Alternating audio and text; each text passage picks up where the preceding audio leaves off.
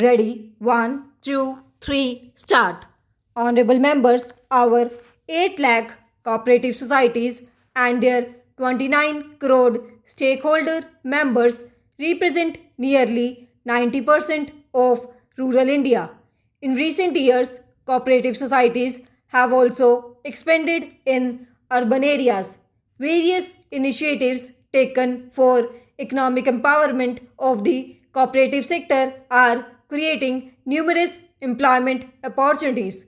The year 2025 is being celebrated as the International Year of Cooperatives, and India will play a significant role in this global initiative. When we discuss the nation's development and achievements, we are essentially highlighting the capabilities and accomplishments of its citizens. Today, there is collective participation of all in the development of the nation, and that is why we are able to realize its true potential. The greatest beneficiaries of my government's efforts have been the Dalit, backward, and tribal communities. For decades after independence, our tribal communities faced neglect. My government has prioritized their welfare. The DAJGUA and the PM Janman Yojana are direct examples of this initiative. Nearly 1.25 lakh tribal children are receiving quality education through more than 470 Eklavya model residential schools. In the last 10 years, 30 new medical colleges have been established in tribal dominated areas. A special national mission is addressing health issues related to sickle cell within tribal communities, with screening of around 5 crore individuals already completed. My government has undertaken several initiatives to preserve tribal heritage. This year, the 150th birth anniversary of Bhagwan Birsa Munda is being celebrated across the country as Janjatiya Gaurav Varsh. Para, a significant measure of Viksit Bharat, is balanced development of the country. No region should feel left behind in the journey of progress.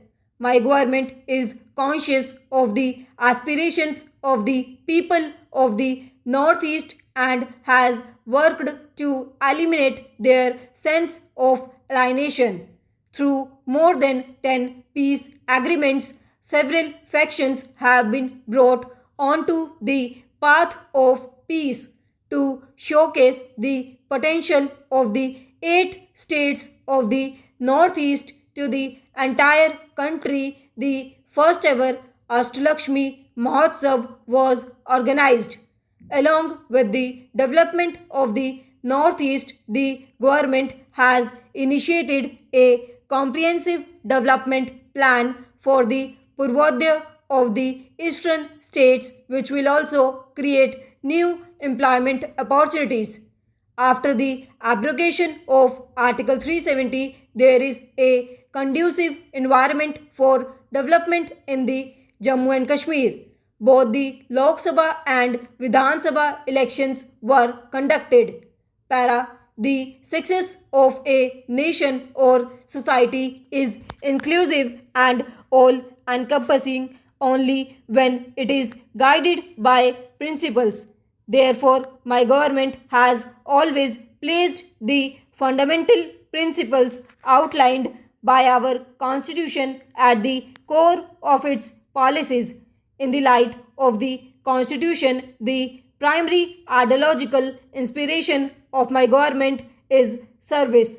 My government firmly believes that serving 150 crore citizens is its foremost duty, and it is working with utmost sensitivity in this direction to provide easy loans to the backward sections of society and sanitation workers. The scope of the PM Suraj Yojana has been expanded to ensure the benefits of government schemes reach differently abled individuals. Over 1 crore Divyang ID cards have been issued.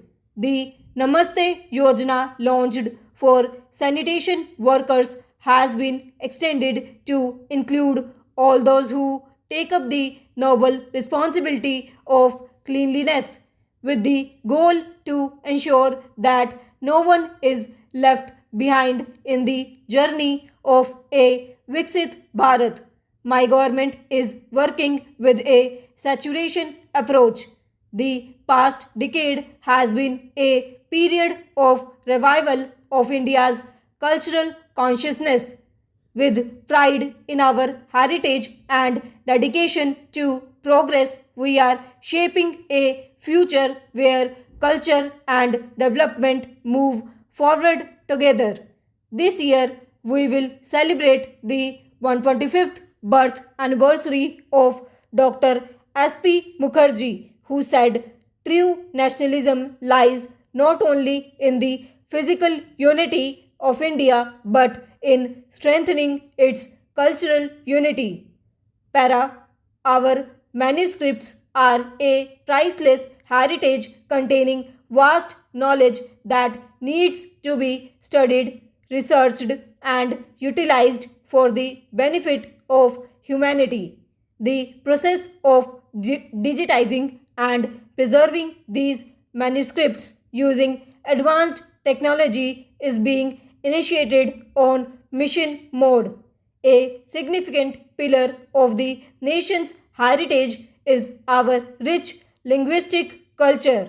I am pleased to inform you that the government has granted classical language status to Assamese, Marathi, Pali, Prakrit, and Bengali for easy communication in all languages of India. The language platform Bhashini, powered by AI, is being widely used by the citizens of the country. Through the efforts of my government, India has established its identity as a global leader on the cultural stage. To connect all Asian Buddhist countries, my government organized the first Asian Buddhist Conference. Last year, India also hosted the World Heritage Committee's meeting with participation from 140 countries. Through the celebration of International Yoga Day, the entire world is now embracing India's rich tradition of yoga. To take the grand edifice of progress to new glories, strong pillars are required. For India's development, my government has established three strong pillars of reform, perform, and transform, which have become synonymous of India's new governance model.